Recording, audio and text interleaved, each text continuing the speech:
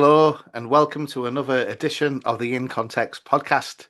Today, I have a good friend of mine. It's Justin Gill. Rather than explain who Justin is, I'll let Justin introduce himself. How are you doing, brother? And welcome. Great, thank you, Ian. Good to be with you. It's real pleasure to be with you and talking about things that God's doing around the country. I'm Justin Gill. I've served with FIEC as Intercultural Ministry Advisor alongside some technical stuff that I do. So it's a ministry that I really love and enjoy, and it came into place over the last 3 to 4 years to help churches who are becoming multicultural and wants to intentionally move towards becoming intercultural churches. So this ministry exists to help FIEC churches, and with kind of a gospel generosity, we help churches even outside FIEC. So that's what my role is currently. But I'm born and bred Pakistan, north of Pakistan. Came to the UK to study as an international student, and then stayed around and met my wife, Angela, who's white British English and half Scottish, and thanks to my mother-in-law. So she's just amazing wife, and we live in a village called Kibworth, and we call it Kibworth Beauchamp, uh, just to be, to sound a bit posh. Brilliant. So you said part of your role is technology, technical side of things, and the other part is intercultural director, helping churches. So can you just explain a little bit about what does intercultural mean? Because I think for a lot of people who, especially in the north of England, whose churches for a long time have been very kind of homogenous, and there's been very little diversity within the church. Multicultural and intercultural. Some of these terms might be misunderstood or not even understood. So could you just share about what Yeah, that means? yeah, of course. I was actually when I started this role and I was going through my archives, the first year of my university, University of Bradford, I did community regeneration and development. So understanding the changing nature of the British society as becoming more multicultural. And at that time, when I was looking at the society, at the same time, I started looking into the church as well. So so I was at the time reading some literature, finding who in the church is thinking about that, as churches are becoming multicultural, as well as myself coming from a different country. But there wasn't much at the time, and I'm talking about 2006, 7, and 8 and 9. So the only one that I could find, and in my archives, I went through my documents, and it was an affinity document, a table talk that I think you used to do in from spring 2007, issue 19, and it was on multicultural churches, and the title was the possible question mark, workable question mark, desirable question mark. So that was the earliest kind of literature that I've come across so far that exists in the UK, somebody talking about multicultural churches. Now, at that time, it was like, okay, yeah, we are becoming multicultural. How should we proceed this? So that was initial discussion. Um, so that was quite encouraging. Okay, somebody's thinking through. There were some examples in this document they talk about, and some encounters of different cultures coming together and their tensions between them. But then, since then, the things have progressed, and the term intercultural, there's nowhere we can pinpoint to where it's come from. I've read quite a bit and stuff, and everybody, the different countries, they talk about different types of things. So intercultural, um, in terms of the way as Western thinking has come through the Greek method of thinking or key Greek methodology, we like our definitions. I can't come to, to be honest, I don't have a definition, right?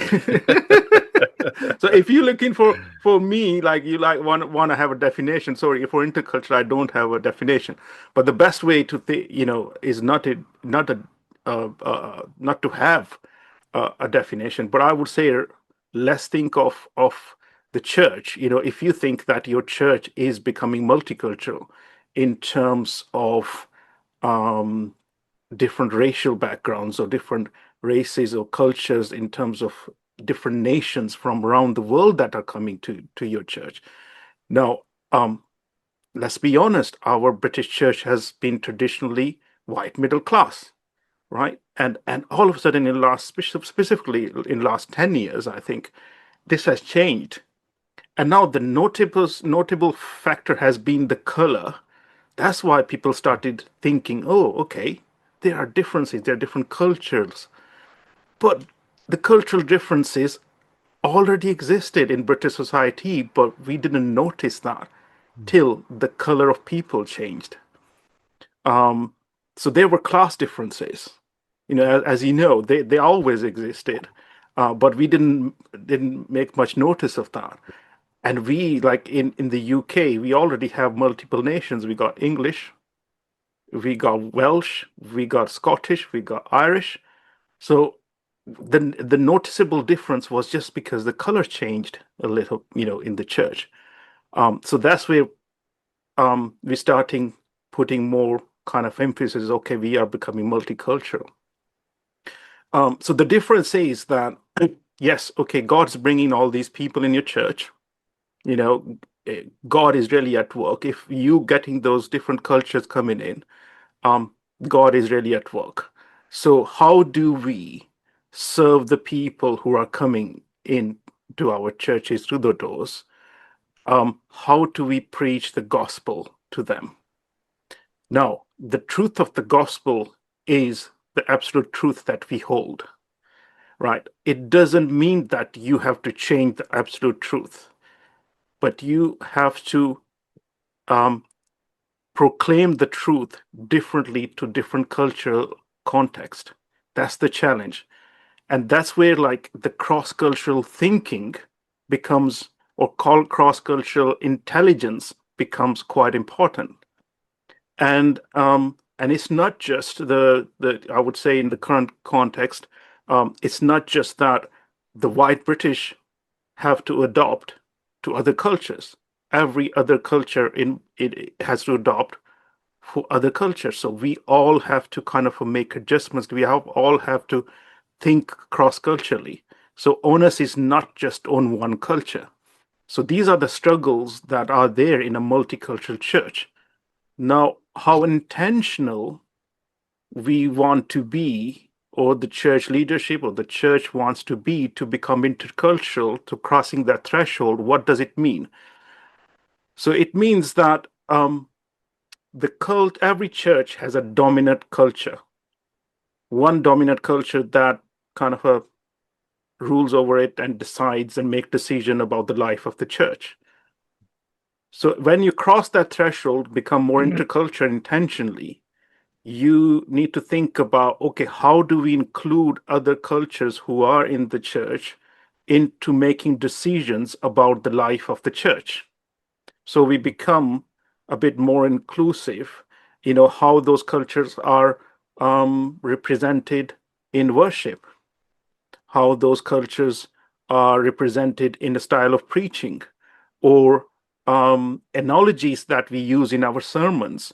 Are those analogies really speaking to all those cultures who probably don't have the shared history? So these are the challenges that are. So when you're crossing that threshold from a multicultural church to intercultural church, these are the intentional journey that you have to go through.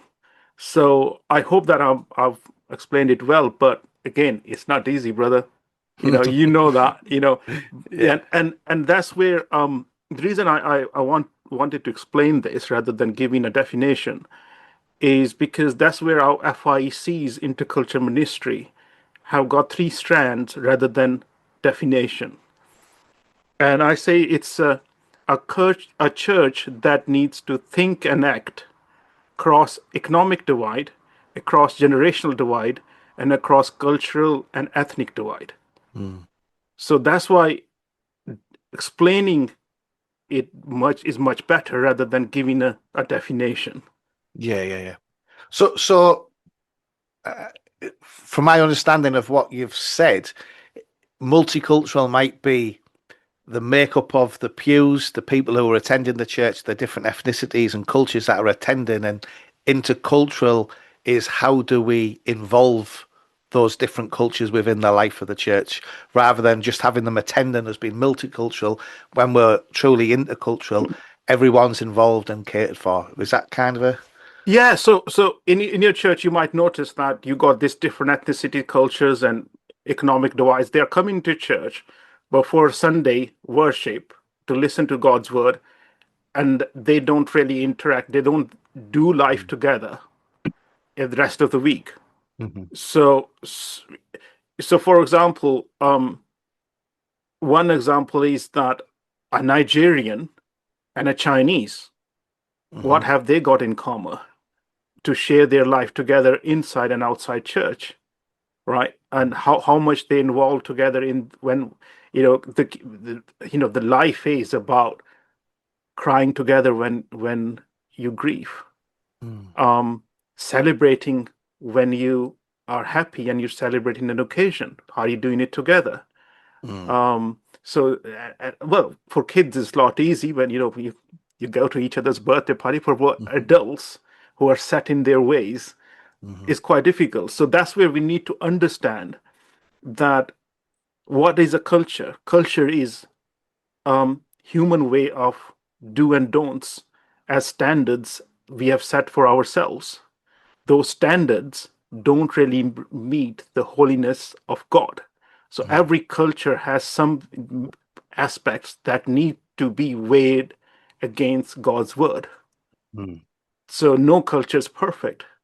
So the challenge would be that how do we challenge those cultures that have got something that is not biblical? So how do we do that intelligently? How do we help them to integrate in each other's lives together?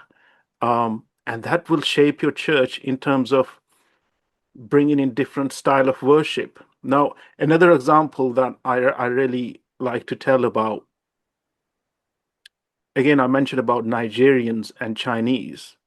Now, we you might notice if you got Nigerian or mainly African heritage in your church, they often come across quite loud in their speech, in their worship, and that's the way God has designed them because they come from a hot environment where their vocal cords are designed to be an outside environment, which is often hot, and they are competing with other noises in the environment, and their vocal cords are designed to match up to that environment. So they are quite loud. And they're vibrant because it's a warm weather and they quite a lot of energy in them. And whereas you compare it with um, the Chinese, because the Chinese underground church, and by the nature of that being worship in secrecy, hiding from the state and state spying on them, they are naturally kind of they've got a mindset that okay, let's be um, very polite and be very silent in your prayer. So that's the way their mindset has developed. So when these two cultures come together in Britain, in the UK churches, so how do you help them to understand each other, Mm. right? So again, it's not just one dominant culture has to adopt to other cultures. Is every culture needs to think about each other and have to understand each other. So for Chinese and Nigerian to understand why they are the way they are, God has shaped them when they were in their environment. And now they're coming across each other. And it's really exciting for us. It's happening in the UK, brother. Well, but for I imagine over the last 50 years up until more recently, a lot of we will have had churches, especially in the south of England, maybe in the northwest of England, that was more multicultural. Mm-hmm. But generally, the different ethnicities in the church were two and three generations into the UK. They many have assimilated through going to the same schools, the same Mm-hmm. universities. Again, because it's middle class, predominantly the church. Mm-hmm. A lot of different ethnicities will be working in similar fields professionally. Mm-hmm. So there's lots of again, like even though there was difference in skin color within the church, when I went to churches, the actual culture was still quite homogenous. There was just a difference in levels of melanoma rather than. I remember being on a call with that was described as diverse, and it wasn't. I Yeah. was the only odd one out. There was people who were even born in foreign countries who had a better English accent than I did because of Oh the yeah. education Oh system. yeah. Oh yeah. Yeah. Yeah. I can't. That's what I say. I don't know what my accent is. I have never paid attention to that. But Yeah. often I've come across second, third generation Indians or Pakistani, and they are more British in their accent and posh. And Yeah. especially our brothers and sisters from London. Yeah. Yeah. Yeah. So I'm from home counties.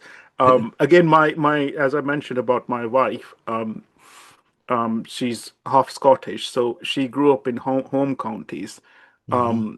So she comes from a very, working class background. So she's her father was a working farmer on a farm, somebody else's estate. Uh, and before we got married, she moved to Bradford to work for a Christian organization there. And people in Bradford were like, "Wow, you're so posh." She was like, "Okay." Yeah. She was like, often used to get these comments and stuff. But again, those are the differences. Those are Yeah. probably not the visible differences, but there are visible. There are differences, and Yeah. because she's not like she was from a working class background, working class family, and she was taken as like posh white British. Yeah. So the visible, we don't notice those things until or unless it becomes very visible color differences. Hmm. But those differences still like they existed before that.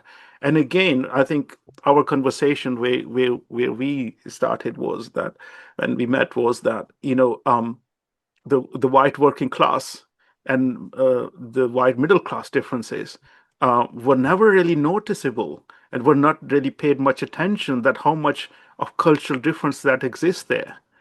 Yeah. So that again is something that's where we say the cross economic divide. When you talk about cross economic divide that church needs to think and act, that means those economic cultural differences just because of your lifestyle is different. You got a background that is coming from a council state or something like that, so that you are brought up in a different culture. So yeah, one thing I think don't want to go into much of the controversial, but I think one thing that really in the British society where there were those kind of a milestone moments was Black Lives Matter movement in 2019. Hmm. Um, and that was the time when this whole thing about white privilege, Mm. this word was used quite a bit. And or just there were two people at the time. One was on FIEC podcast, our common friend, what I call Steve Neal. He made that point there on FIEC podcast. Is like, well, people are talking about these white privileges. Yeah. Um, well, it's difficult for us to go down in the council state and tell a single mom that you got a white privilege.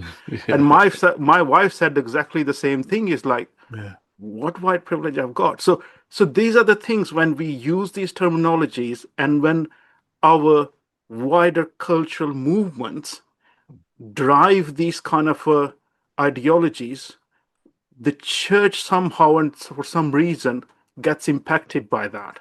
Mm. So we need to be careful that Bible has a mandate for the church. And when we mix it with to apply that mandate over the society which does not believe in Christ, and we have that expectation for them to act in a very biblical way, Hmm. that is a bit dangerous. So we need to, as people of God, we need to think that what is the biblical mandate for the church, and basically work on that. And again, Mm. um, this is an intentional journey for every church in the UK now have to take. Wherever I've been traveling in the last 2 years up and down the country, and wherever I'm going, people are telling that God's bringing these people from, we call it majority world. Mm, And that's another thing we need to explore as well. So God's bringing these people, and that's enriching the life of the British church. mm, And it comes with its challenges. And that's where this ministry is really working and helping those churches. Now, when I say the term majority world, we also need to recognize is that the Britain or the UK is not a dominant Christian country anymore. The mm, rest of the world has more Christians than Britain now. So um it's what we call a reverse mission in action. mm. Um, so just to give you an example, sorry, brother, I can talk about this all day, so I don't know how long you got. Um, an Indian pastor in Leicester approached me 2 months ago. That was the happiest moment Mm, in that week. We talked about a few hours and stuff, and he planted a church here as Indian businessman, and it's an interesting story if you got time for it to to yeah, go yeah, through, right? by all means. Right. So a friend from London City Mission asked me to, oh, please do see this person because he needs some help with his setting a church or planting a church in Leicester. I'm like, oh, okay, Leicester's already got so many churches. What this guy is doing here, Mm, right? So the story is, I met him, lovely guy, and his parents were in an evangelical church in Leicester about 40 years ago, and they were both Indians, and they went back to India to do some mission work and plant schools in poor communities in India. And that's where he grew up and born, and only language he knows is English because his mother just spoke English at home, and that's how he grew up. And the brother who referred me from London, they became friends in India. And that brother who is at London City Mission, he's from a Sikh background, so he was completely different religion. So he became a Christian through the ministry of that school, mission schools in India. And these two guys grew up together in their teenage together in India. So London City Mission invited this brother who was from Sikh background to work for London City Mission in London to reach out to Hindus and Sikhs. This is God's plan. So, and then anyway, so the brother who's now in Leicester, in last 3 years ago, he moved here. Um, and then he still travels around and is involved in those mission schools in India, and involved with the support of some American churches. So he wanted to come back here to settle here, and some of quite a few of Indian businessmen got together that there's a need for a church, mm, and the same churches from US is helping them to plant churches here in Leicester. Anyway, so they did that, and God has like what they are saying that they don't have an issue with money, that God has really blessed them, and they are all up to date. And they mm. said to me, Justin, one thing we need help with. And I was like, oh, you got money, you got everything. What do you need the help with? Oh, we need help. How do we reach out to white British? So it's like, oh Yeah, wow, okay, that's what God is doing. Just look at that. yeah, yeah. Right? So this is the way that God is moving cross borders. Hmm. Which sometimes we lose the picture of that. We got so much involved into what is happening in socially and politically in the country. Hmm. But this is how God's moving, Hmm. right? So we had a great conversation. So he really wants to get involved to get to know the other local churches and all that. That was the happiest moment for me. Mm. Somebody saying that. Yeah, yeah. So yeah, brother, this is the way God's working. Yeah, well, it's funny that there's a guy I know from West Africa. He's been in the UK about 12 years, and he planted a church in Stockton, Hmm. predominantly West African, different nations, Congo, some French speaking, some English speaking, Nigeria and Ghana. And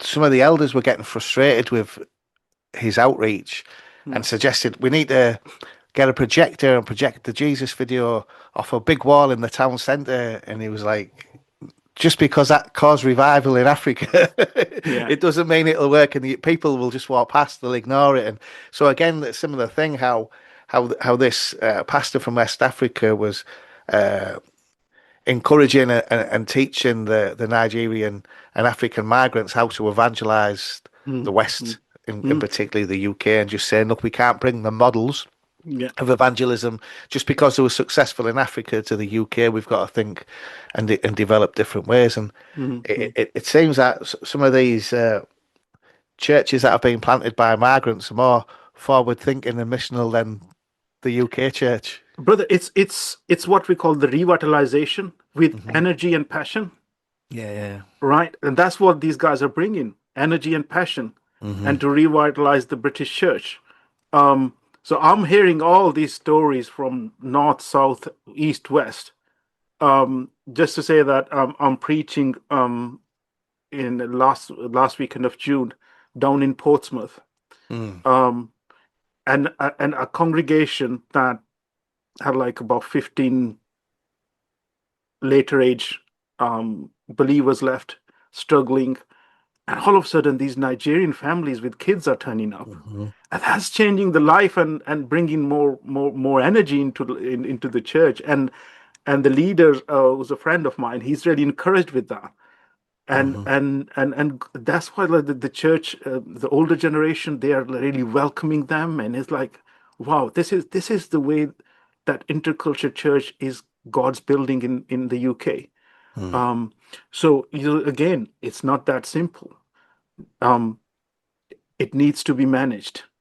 So if the early church, if you look at the in the book of Acts, I think chapter 6, the Hellenistic Jews were complaining about their widows being ignored, right? So these issues were there. So that needed managing for them. So they put together a team of people to take, okay, how we can do that. Let's delegate them and let's do it properly. But that they acknowledge that, okay, when different people come together, different ethnic background or different backgrounds and cultures, there will be some tensions. And that's why we need to be intentional about the differences, right? We need to be intentional about, like, from a council state, a white working class person who's coming into a majority white middle class or a middle class background, for that matter, because you can be a middle class Indian and middle class white as well. So if you're coming in there will be some differences, and you need to understand each other. Yeah. And again, I think, sorry, 2 seconds, bro.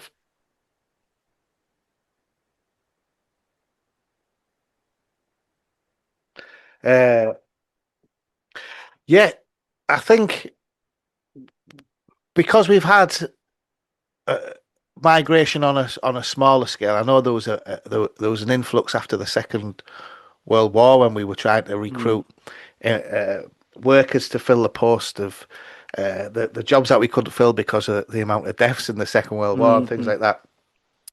But it's been a steady flow since then, and a lot of people who had moved to the UK, particularly in the church. I know assimilation wasn't across the board, but generally within the church, the new ethnicities to the country would assimilate, and that kind of, especially in the south of England where everyone talks the same and in the same jobs, like we mentioned earlier, Yeah. gives an understanding that possibly there isn't a culture within the church, that there's just one culture, and that's the Christian culture. And I've heard that said several times, especially when I was talking about the differences between working class and middle class, and people were reluctant to hear that. But now we've got a lot of first generation migrants coming to our churches. These cultural differences are a lot easier to see. Yeah. Bring a lot of encouragement, but also a lot of challenges. Yeah. And we're hearing a lot more talk about intercultural and multicultural church. And how how do you think the church can best respond to that? Because I've seen it from two points of view. I've seen it from small white churches with an elderly congregation. Not all of them have been elderly, but like church has been the same way for generations, family after family, Yeah. and then seeing the culture change rapidly has been like disconcerting for them, and there's been resistance. Yeah. And then I've also seen it on the other side where it's been really welcomed and probably not being done as wisely as it could have been done, where all of a sudden it becomes almost chaotic and a free for all. Yeah. And it's how do we manage these tensions as well as the blessings to see an intercultural church flourish rather than kind of spend its time like what we see in the New Testament, Yeah. spending the time arguing over those that aren't being looked after. Yeah. So, my experience in the last few years, the churches that I know of, from Scotland to Bradford to Yorkshire to all of the places, and especially London. So London is unique in itself. So, but every church have got its own challenges. We can learn from each other's experiences. So let's talk about London. So London churches are naturally have kind of gone through this journey because the metropolitan nature of the city, because the cultures or ethnicity rub shoulders on underground and a lot more, so people are used to it, and they are naturally leading the way to becoming more multicultural and intercultural.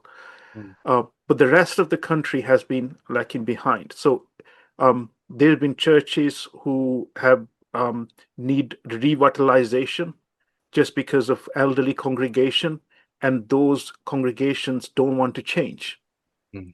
Right. So there's been some challenges in some churches that I know, is that those congregations have said, no, this is the way we have always done, and this is the way we're going to keep on doing things.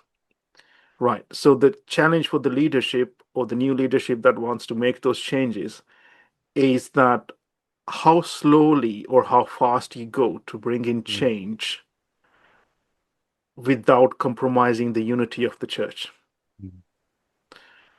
So this is a very, very important thing, is that yes, you want to keep people united, but either you use a sledgehammer or just that tapping hammer, whichever you want to use. But again, the unity of the church is very important. So keeping the people with you. So there's been, my church is like they're gradually making those steps and helping to understand each other. But the inner city churches, where you got more international students, Friends International Ministries, would have more chance to experience other cultures, would have a kind of a easy journey. But the churches who are in very rural areas of Britain, and the changes are these kind of a cultural changes are happening around them, but for them, having that change in the life of the church is going to be a bit difficult. And for leadership, I would say that don't rush. God will work gradually. But again, some of the churches had to take very intentional steps. And one particular church, which is really good FIEC church up in Glasgow, our friends over there made a decision, because they looked kind of anticipated that in about, if they keep on carrying the way the church has been, in 5 years' time, they won't have people in the church. So they had to make those radical steps to build those connections, because the demographic, the population and the demographic around the church changed, and the church itself hasn't tried or didn't try to reach out to those people. So they had to think about how he can be welcoming to the church who are at the doorstep but are not coming in. So that led them to their journey to becoming more intercultural, and so that the church really reflect the life of those people who are coming in. So to say that everybody's welcome here. Now, again, this is sometimes people, we need to think about. I think previously I just mentioned that it's not that we are preaching a different gospel. We are preaching the same gospel differently. And also we need to keep in mind is that, Paul writing to Colossians has talked about it, and we need to be aware of this. And I think it's Second Colossians chapter 2, verse 8. It says, "See to it that no one takes you captive through hollow and deceptive philosophy, which depends on human tradition and the elemental spiritual forces of this world, rather than on Christ." So we need to be aware of what is the human culture. We are not changing the gospel, but we are presenting the gospel that is palatable to different cultures. Yeah. So this is where we need to be aware and more intentional. And these are the challenges that we need to really think through. And it's not easy, brother. And that's why you and I talking, we are learning from each other and helping each other. Yeah. And again, I think there's a problem. You touched on it earlier about Black Lives Matter and how some political comments, political ideologies will take root in the church, and there'll be I often find there's a dominant political ideology, and that if there's a dominant culture, then it's no surprise there's going to be a dominant political ideology. So if the majority of the church are middle class white academic, and the majority of middle white class academic are left leaning or liberal, then that will kind of bring in presumptions and political biases that can be seen as biblical biases. So how do you guard against some of these ideologies that are mainstream from dictating how we do ministry in the church? What are some of the dangers of letting a political ideology dictate your mission, basically? Yes. So this is great. This is something that we can spend the whole day now. So let's give you an example. A church in Nottingham I visited in January, and they are intentionally, God brings so many people. It's become a church of about 500 or 600 people now. And the confessional prayer was led by a person, and it was just beautifully, praying to God, pleading to God about their needs and what's going around the world and all that.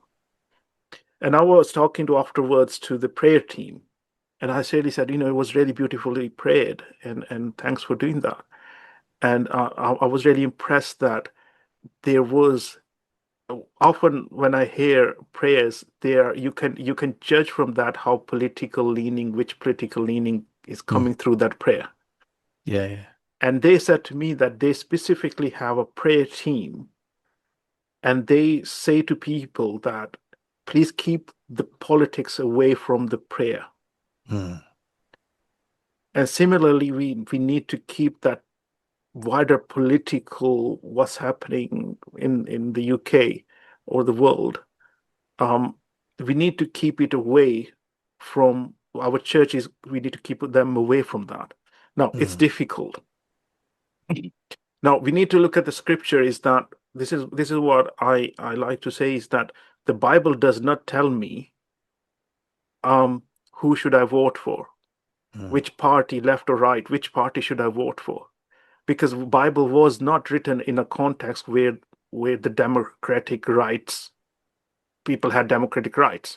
Paul did not have a choice to vote for a conservative or a Labour, right? So Bible does not tell me, but there are principles that are guiding.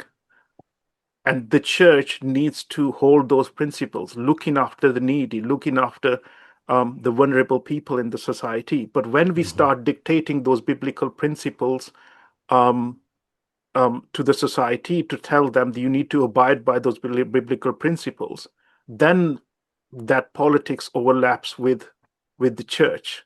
Now, Mhm. yes, as a church, we need to speak truth to the power. We need to hold the political powers to account. Um, we need to tell them when they are wrong, and the leadership needs to do that. But our leadership has not been great. Mhm. I'm not talking about any specific denomination and stuff, but Christian leadership has not been great. Um, no, that specifically, for me was as non-native British Pakistani heritage, for me to learn about the socio-political development of the post-World War has been quite an interesting learning. Mhm. Is that the Methodist Church or Methodist Church movement was particularly for working class, right? And at the time, Labour Party was kind of together with that movement, with the Methodist Church. Those guys were really involved in the 1960s and 70s. But the church walked away from its mandate for the working class, for the people that it really represented and welcomed and worked on the in the places, hard places. And the church walked away. Labour Party walked away when Tony Blair said that we don't do God in number 10, Mhm. right? And then another thing is that, like, I often say about, like, we need to think about how socially this country has evolved. And in 90s, it is a 90s, a sociologist, Charles Murray from US, came to study the impact of globalization on British society. And he came in late 80s. I might be wrong, but I need to check the time. He came in late 80s to study that. And then he came back in late 90s. And late 90s, it was a New Labour in power. And he, after his observation and all that he made, and he said, basically, the impact of globalization, because of that, and because of the reforms that to become a more welfare state and give incentives to single moms and to give incentives to poor, you have created an underclass Mhm. which is caught up in a circle of poverty or circle of dependence on the state, right? So then the white working class was ignored by the church, ignored by the state, Mhm. and left to be dependent on the state for their needs, and everybody moved on. Mhm. It's like, yeah, that was like, wow, okay. Labour Party saying that Tony Blair, we don't do God in number 10. Church moved on, and nobody cared about the white working class. But only until God brought these different people of different color in the church, and they've been such a blessing to the church. Then we started noticing, oh, there's cultural differences. But those cultural differences existed way before that. I think with globalization, with the way that the UK government has gone subsequently, whether it be Labour or Conservative, Mm. I think basically there's two different names for the same beast. Yeah. They tend to they're there for the elite rather than for the average person. And I'd go as far, and people have looked down at me, especially when we were looking at Black Lives Matter, and I was saying and white privilege Yeah. about how there's elite privilege Mm. and that it's the poor Mm. who Mm. who are downtrodden regardless of their ethnicity, and I don't think it's as much an ethic issue as a power problem, Mm. Mm. an Mm. abuse of power, and the victims are generally. Absolutely. Yeah. And if you look at what's happened to the white working class, it's very similar to the African Americans in the 50s and 60s. Yeah. How that similar kind of vein, where there was a book that I've been reading called Blame the Victim, where Yeah. because the statistics showed that if you were a black man, you were more likely to be an absent father, to end up in jail, to Mm. be doing drugs, and it's And although that it was statistically uh, correct, it, that made it excusable for the media to portray that it was that black culture that was the problem rather than the society's problem and the Yeah, abuse of poverty. And if you and what this book does is it shows the correlation between white working class man and the black working class man yeah, equally struggling yeah, and finding themselves in the same yeah, position, especially when you're being encouraging mothers not to be with the fathers yeah, yeah, and yeah. It's an yeah, system incentivizes that. yeah, So yeah, so yeah, again, when we talk about white working class, which has become really a buzzword these days because yeah, everybody wants to politically cash on that. yeah. But you can replace white with brown working class. You can use a black working class because that's where the church really needs to act. Hmm. Like and it's not just the cultural difference, it's because of differences because of economic backgrounds. Hmm. um you know um my friend in Portsmouth, he says that he's really thankful to God these Nigerians turn up on on Sundays. They're probably 10 minutes 15 minutes late because Hmm. I know that previous nights they were doing late night shifts, and to Yeah, bring yeah, their yeah, kids along, if they come 10 minutes late, that's fine. But I'm yeah, happy yeah. they're turning up. Hmm. Right. And again, for the white working class, they will, you know more than me, brother, and they will bring those kind of issues. If they are turning up late, they are, we need to go and find out, like, what's happening in their lives. And that's where it's a two-way street. Everybody needs to understand these as those problems. And an example that I really like from my past in Pakistan is I um, grew up with American, the Evangelical Alliance Mission. Just to give you a background, they planted churches, schools, and hospitals in north of Pakistan. So my father Hmm. was a pathologist as a locus partner there in 60s and 70s. So I grew up playing together with American brothers and sisters, and we had all these culture interactions, and we used to go to their households to eat pancakes, and they would come to eat pratas and all that stuff. But then along came in 70s was the Cold War thing, and which created a lot of refugees from Afghanistan Hmm. that came into Pakistan. Now, Afghanis are very different people than Pakistanis. So, but one thing was good about Afghanis, they were very hardworking and they were very entrepreneurial spirit that they had. Hmm. So, what happened was that obviously, as first generation immigrants, when they came in, they did took on labor jobs and local vendors who would sell things on the street. But that caused problem between or tension between the Pakistani working class and Afghani migrant working class, Hmm. right? So instead of kind of helping them to deal with it, there were a whole lot of issues that created in there, Hmm. right? So, but at the heart of it was the economic tension between that Hmm. existed between them, right? And rather than people understanding that, it became an ethnic issue. Hmm. So the issue was economic, but we over there was made as ethnic issue, and the whole lot of divisions and all sorts of stuff that happened. Hmm. So from there, I say like, okay, that's why I say it could be white working class, but if you separate the white word and say it's brown working class, they're all the kind of the same problems that we have in life because we are in a place where, um, which is sinful. We Hmm. are all like we are not immune from the sin of in our life, and those kind of economic background have got so much similarity, and they are Hmm. not immune to those kind of problems that world poses at us. Now, saying that the breakdown of marriages and all that stuff, Hmm. it happens in super rich is more Yeah, than yeah.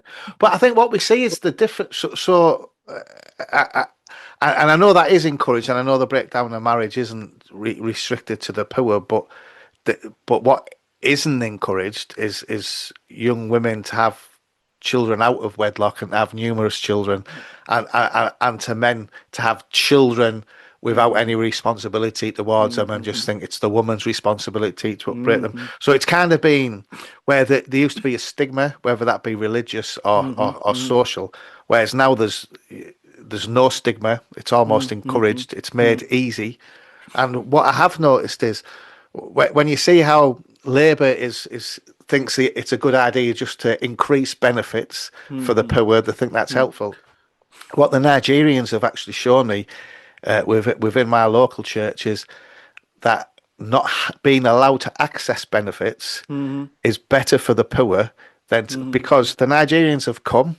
Many of them, the wife or the husband will be doing a master's, and the partner's allowed to work, and they're having usually a full-time job and a part-time job over the weekend, and then also the one who's studying is also doing a part-time job.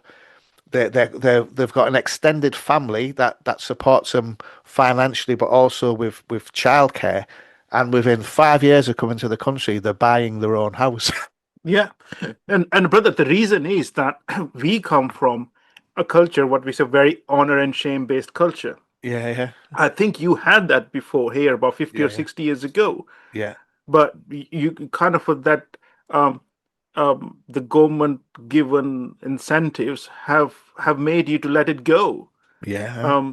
There are good things about it. There are bad things about it. No doubt about honor and shame. I can tell you lots of stuff about that.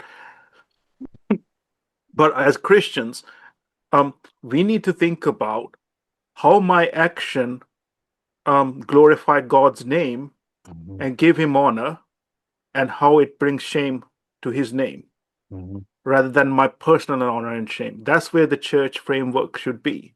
But in the society, yes, we come from a very strong honor-based culture where my family honor is very important to me.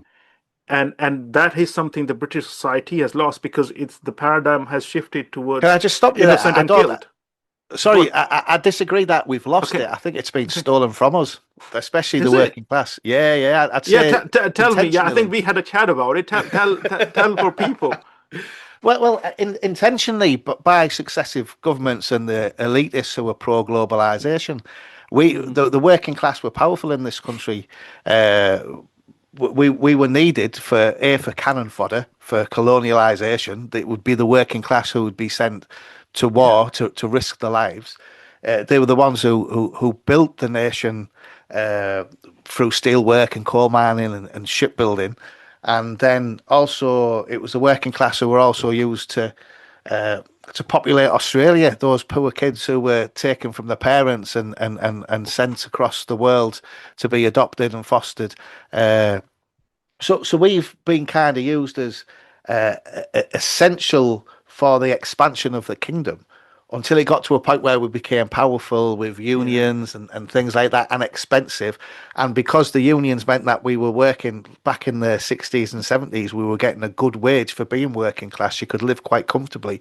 But we also affected politics and governments through our voting and our unions. And I think that's been deliberately eroded. And the deindustrialization not only meant we could buy cheaper products from abroad, but it kept the working class in the place and almost dumb and kind of a bit. It's like we've been put on antidepressants for the last 40 years. We're through the drug trade. I think that's why there's a definite impact on the drug trade. We could do a lot more to stop that, but it keeps a lot of people quiet. Yeah, no, I agree. So the globalization, the way it was sold to the West, has definitely failed the working class. You talk about the mining villages in Wales and stuff. That is obviously very prominent there. So just to give you a bit of background, so when I did my master's and took an internship, and I was commissioned by an organization in Bradford, a social enterprise. It was a partnership between that social enterprise in Bradford, Action for Business Limited, and a New Economic Foundation. They developed a tool called Local Multiplier 3. So the background thinking of that tool was that they were already feeling, these big organizations, the failure of globalization. So um, each multiple social enterprises around the country um, got into this partnership. So the study was to this tool would help you to measure your economic impact, and the organizations were encouraged to buy local. So local multiplier 3 means that each pound that you spend locally within your economy buying from a local vendor, how far it goes to create an economic benefit for the local community or the local place. So we measured it 3 steps of that pound, how far it goes. So that's why it's called local multiplier 3. Yeah. Now, the idea that I want to get to is like, even in that was in 2009 and 2010. And even that time, these big economic organizations, they were feeling that this is not working out for the local communities and of the ex-industrial towns, specifically Bradford and those places. So they were like, oh, how we can, okay, we got this global competition now. We are a global market, but how do we encourage the local manufacturing and stuff? So there's a whole lot of tension was going on. So, but in the end, the victim were the working class, right?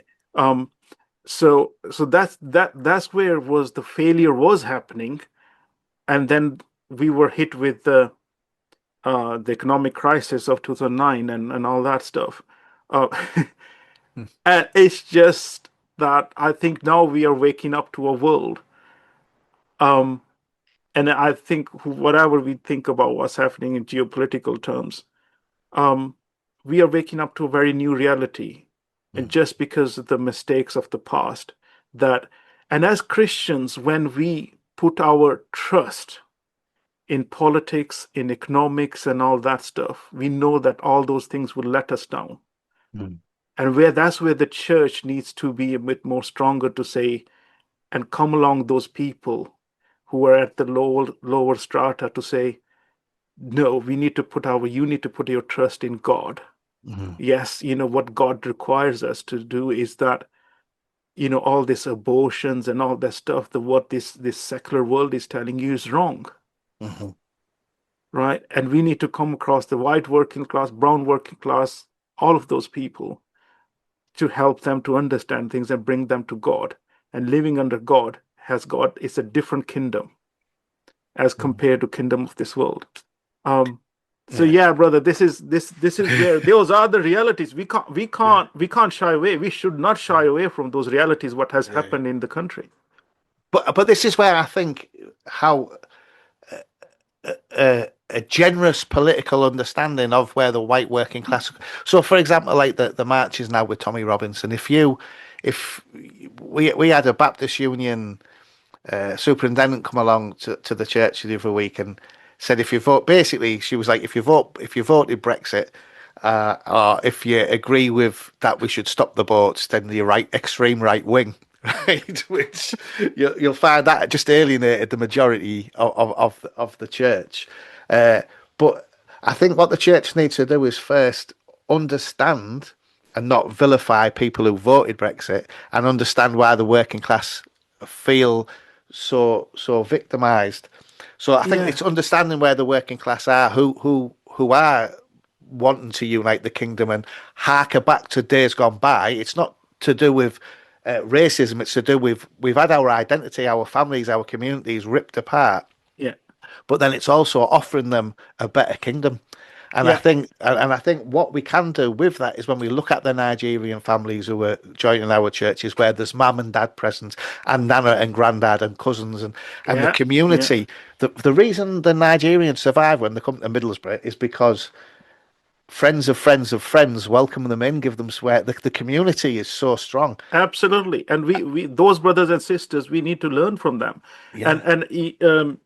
I was talking to a common friend of ours, and he sent me an amazing text. He said that two or three of families from his church have been over the weekend to Tommy Robinson's rally, and but they're really, really godly people. But at the same time, in the same church he's leading, have got this Nigerian and Ghanaian gods bringing them, and they are getting along perfectly fine. So yes, there would be tensions and stuff, but there will be political differences. But that's Yeah. why I say that Bible does not tell me who should I vote for. Yeah. Bible tells me to love my brothers and sisters, Yeah. right? Bible tells me to love my neighbor means that who's God put in your life, Mm, right? Regardless of what is happening. Yes, there are tensions. There is a question about Islam that we need to answer. There are mhm, things that we need to tackle. Those are the tensions that have been created here. But mm, again, as a church, how wisely we do that, right? mm, This is where I am um I would say a bit discouraged or disappointed, let's say. The mission agencies in the UK or churches are not really seeing Britain as a mission field, mm. Yeah, yeah. right? And this is not just in words, it's a mind shift change, it's a paradigm shift. Mhm, God is bringing all these people of very different religions from around the world as well into the UK. So mhm, we need to put more effort and energy to reach out to them and the historic unreached people ignored. mhm. We need to do that. Yes, it's Yeah. one thing is sending a white British person to Pakistan to reach Muslims, but we got Muslims here now. Mm, So what are we doing about that? yeah. Yeah, what like you say, what we're doing about the Sikhs, what we're doing about the Hindus, what Yeah, we're doing about exactly. the atheistic white working class, and Exactly.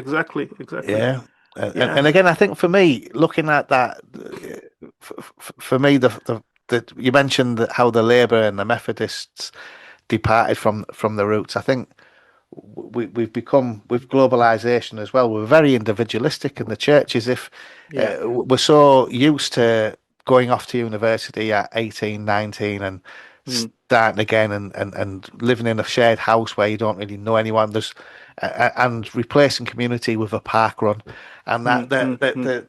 the church meets on a Saturday and on a Wednesday, and then generally everyone's busy the rest of the week. And I think Yeah. for me, if we want to see uh, people investing in God's kingdom rather than wanting to unite the British kingdom, we need to be offering them a family Yeah. that they can be brought into and a community that's being taken from them. Yeah, absolutely. And again, that goes back to, we said it's neither labor or conservative. Hmm. When the whole globalization and the liberalization of economy, and I think it was Maggie who said that get on your bike, Yeah, yeah. basically um, breaking down the communities. Like you go Hmm. where your job takes you. So there is Yeah, no things as communities.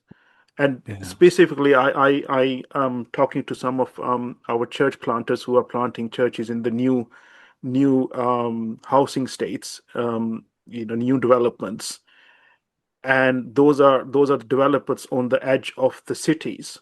Hmm. And those guys are saying that there's no sense of community because Yeah. they are just commuters. They Hmm. just they just moved into this area, buy this new house because they got their job, they've moved in here, and they don't there's no sense of belonging as a community. So doing a Hmm. church in that part of those kind of estates has got its own challenges because people are there for a 5 years contract, 2 years contract, or when the job moves they move. Mm.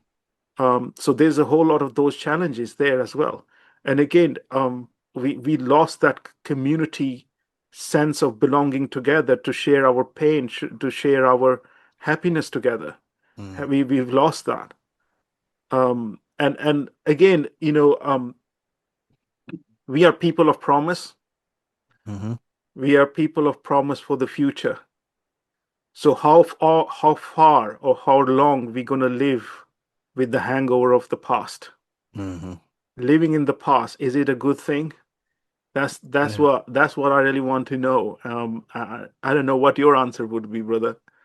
How do we do that? How do we get over a hangover of the past? I think it's also the fear for the future, isn't it? And I think Yeah, it's a case of making the most of the day, not hankering for the past or fearing for the future, but making the most of the day. And yeah, I think this country has irreversibly changed. Some of it's for the good, some of it's for the worse. But we want to see it change, don't we? We want yeah, to see it. We want to see it change. We want to see God's kingdom come. We want to see people saved and baptized in our churches Absolutely, grow. amen, brother. Yeah. Yeah. So that's exactly so rather than thinking about, okay, past was glorious, we need Hmm. to take our country back to the past. Hmm. God has presented us some new opportunities. Hmm. Um, and again, we were talking about Nigerian, Ghanaians, brothers and sister. Hmm. Those are, there's one author, I forgot the name, but he wrote about that. We've been um, we've been praying about revival, but the revival has come to the UK probably in not the color that we were expecting it to be. Yeah. So those people who are coming here, they are the one, like my brother in Leicester wants to reach out to the local now, because Mhm. UK is a mission field. Yeah. Well, that's exactly so. So for me, we planted New Life Church 13 years ago. It's Mm. subsequently shut, sadly. Uh, but there's about 30 churches in that 13 years that didn't exist when New Life Church was planted. Yeah, So I think there's 5 Indian churches and dozens of African churches. And somebody from our church, he was one of the West African church planters who planted the church about 15 years ago. Who's a member of our church now. He was invited to go and speak at one of the Indian churches. So we're seeing the migrant pastors and church leaders practicing intercultural church and working together. And yeah, I just pray that we'll start seeing some of our absolutely, brother. indigenous guys working alongside the migrants for the sake of God's Absolutely. kingdom. And there are churches. So in next 1 month, the June is there's hardly, I think there's weekend I'm home, but the rest of the weekends I'm traveling, visiting those churches. There's um the new buildings, Hmm. um churches moving into bigger buildings. And this whole thing about that, I think in last couple of months, um we've been quite discouraged in terms of this quiet revival thing, that um there was a quiet revival. No, there's not. Oh no, this was miscounted. Okay. I think the mistake that we make is that we get too much caught up in numbers and figures and Hmm. statistics and kind of a thing. Hmm. um I don't think so. God is interested in number in terms of, like, stuff, but God is interested in young people in different communities and different generations to different economic backgrounds. And I can see that, like, traveling around, I can see that the number of people God's bringing in to the Hmm. churches is increasing massively. Now, Hmm. do we need a study to kind of just to satisfy my heart to say, oh yeah, yeah, yeah, feel a bit of pride about it? I don't need that. I Yeah. can see that God is at work.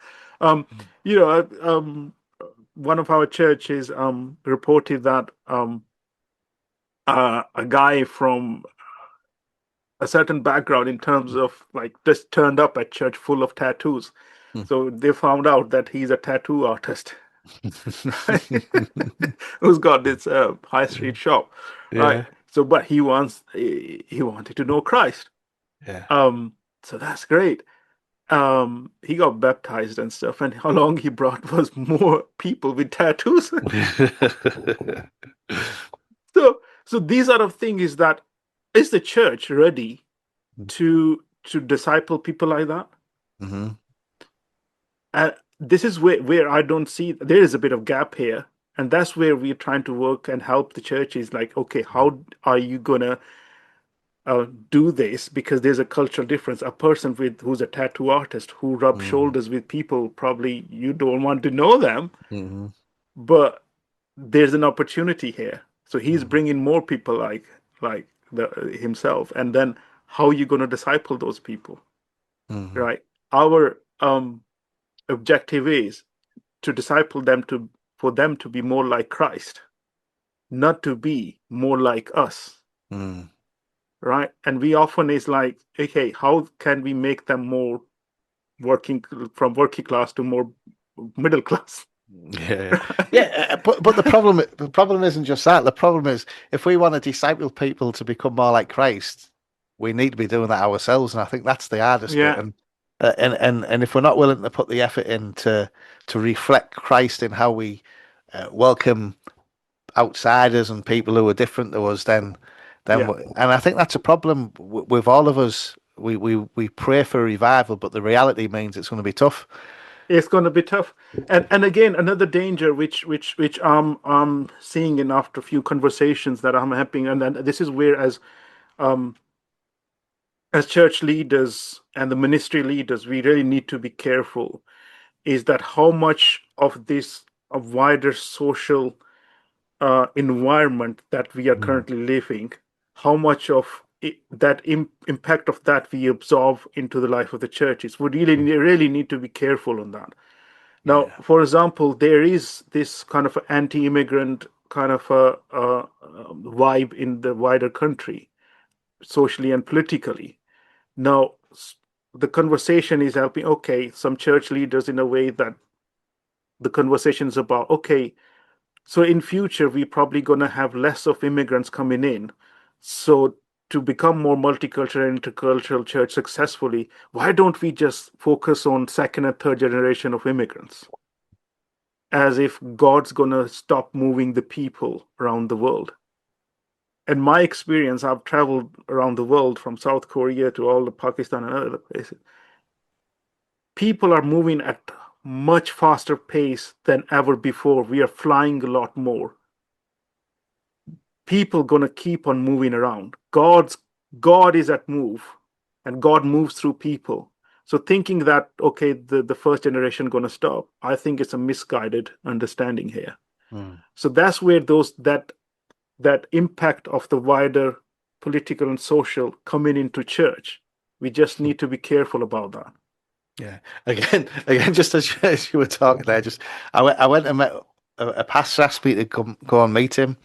He's working, he's ministering to a number of working class men in a tough council estate, and we went down to meet in the pub, and we were Mm. chatting.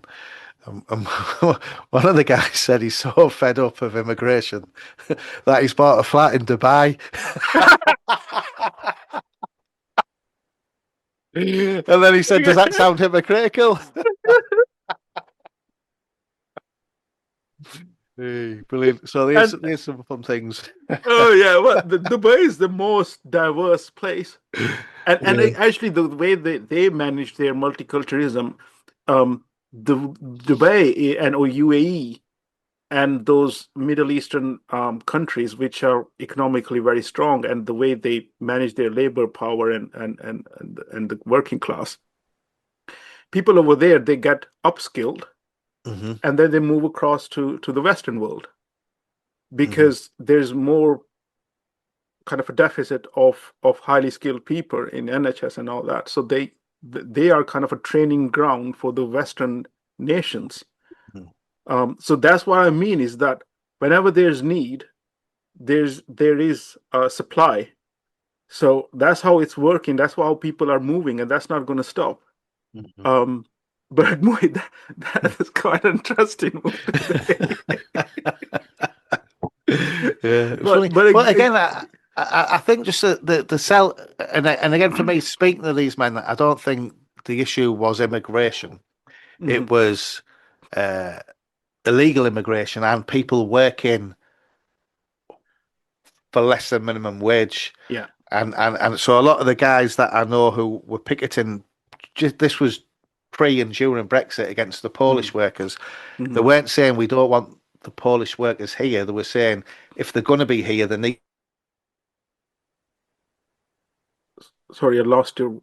to be on the. So there was just communal labour. So again, it was for a fair wage. They were arguing, but that media twisted it to be it was anti-Polish rather than Yeah. hang on, we want to be working for a fair wage. So Yeah. again, I think there's also looking at there's such a it's quite divisive. People have got genuine concerns, and obviously there's people who are generally racist as well, isn't there? But there's always like one extreme, and then there's a lot of Yeah. people in Yeah. the middle as well that are generally fearful. And rather than vilifying either side, it's trying to find the common ground and reassuring them Yeah. of So what. interesting. I don't know if you've read the government's new social impact or social cohesion policy. A couple of days before it was launched, or the couple of days after it was launched, I was part of a group of national leaders to meet the faith minister, Meata Fanbula, who's now resigned from Keir Starmer's cabinet. I think she was the first one to resign to show his kind of a not really liking it anymore. So that policy that they launched, because my background is that the previous policy after 2001's riots in Bradford and those industrial towns and stuff is exactly the same, is not much different. But the key element in that is worth noticing, and the government is noticing that, things that we were talking about, the different ethnicities and the economic tensions between them. And the government has this time acknowledged that we have become a low trust society. Right? So what does that mean? So how the government's going to do social engineering, and that is what this report is about. Right. And that's where I was I think I was quite vocal. I hope I wasn't too rude towards the minister. It was a good discussion, but the thing is that I don't see a consistency of policy because the government don't stay for that long. And again, putting our trust in the kingdom of this world is not wise for us. Right. But we do need to understand that the point that we are a low trust society, and thinking of how we got here. Right. How come we, in living in the same society, don't trust each other? Because we don't have a shared denominator. But in the church, we do. That's Christ. Right. So that's where the church is different. The church needs to be a representative, a reflection of future of Revelation 7:9 or Revelation 5:9, I would say, which is just amazing. Because Lamb of God coming that cares about all nations and all tribes. So that's what we need to show to the world, because we got a shared denominator that is Christ, and that we want to show it to the world, and we want to show the light of Christ. But yeah, brother, these are the challenges. But again, you mentioned about the person moving to Dubai, and the way those guys are managing the trust between different cultures, and because they are far more multicultural than Britain is, but they are managing it. But they are managing it not the way that we would like our society to be managed, because they manage it through facial recognition cameras, and they control the crimes. You can't chew gum on their metro. You can't use water bottles and for drinking water in their metros and stuff like that, because you get caught through facial recognition. So crime's very low. You might have heard that people of UAE and Dubai bragging about it. We got so less crime, because that's how they manage it. That's how they manage the trust. So we are heading that way as a society. Because you might have noticed the King's speech that this government brought to bring back the idea of the facial recognition cameras, which already been used, I think, in Essex and some other councils. So that's how they want to bring this society, because as by social engineering, as a high trust society. But I don't know how far we're going to go with that. But the question is, as Christian, what will be our role? What should be our role in this kind of environment where we are in a very low trust society? Point them to the person we can trust. Exactly. That's what it means. That's the one who died for everybody, brother. Awesome. I could speak all day with you, Justin. I really appreciate your time, and I appreciate your role within the FIEC, and I'm always excited to hear about what's happening. But Yeah, we'll have to chat again at some point. But Absolutely. But we are seeing each other, aren't we, in person next month? yeah, next month. Yeah, that'll be good to catch up. Yeah, at Yeah. the weekender. Looking So forward to that, brother. yeah. Oh, wonderful. Oh well, thanks Yeah. anyway for joining me on the In Context podcast. Thank you. God bless. Bye.